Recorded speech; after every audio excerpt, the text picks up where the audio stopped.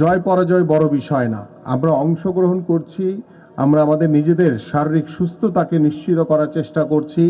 আমরা মাদক মুক্ত সমাজ গড়তে চাই। বিশেষ করে আমাদের ভবিষ্যৎ প্রজন্ম যারা রয়েছে, বিশেষ করে আমাদের সন্তান সমতুল্য যারা রয়েছে, তাদেরকে আমরা ডিভাইস থেকে দূরে রাখতে চাই এবং সেই ডিভাইস থেকে দূরে রাখার অন্যতম মাধ্যম হচ্ছে খেলাধুলা।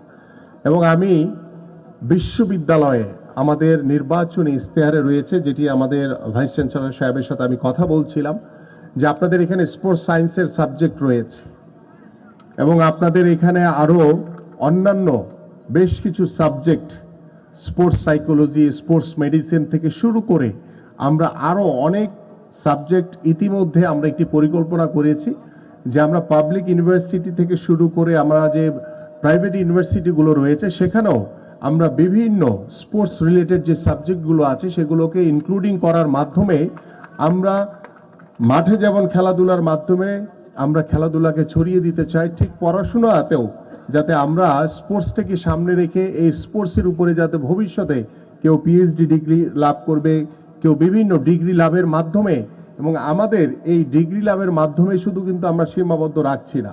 আপনাদের জন্য সুখের ভালো খবর হচ্ছে যে আমরা ইতিমধ্যে আমাদের জেলা পর্যায়ে জেলা ক্রীড়া অফিসার রয়েছে। আমরা আগামীতে উপজেলা পর্যায়েও আমরা 495টি উপজেলায় ইনশাল্লাহ ক্রীড়া অফিসার নিয়োগের মাধ্যমে আমরা আমাদের ক্রীড়াবিদ যারা রয়েছে, স্পোর্টসের ব্যাকগ্রাউন্ড যারা রয়েছে, তাদেরকে অগ্রাধিকার দিতে চাই ইনশাল্লাহ। পাশাপাশি আপনারা জেনে খুশি হবেন যে আমাদের মাননীয় প্রধানমন্ত্রীর নির্দেশনায় আমরা আগামী শিক্ষাবর্ষ থেকে 4র্থ শ্রেণী থেকে খেলাধুলাকে বাধ্যতামূলক করা হচ্ছে প্রত্যেকটি স্কুল।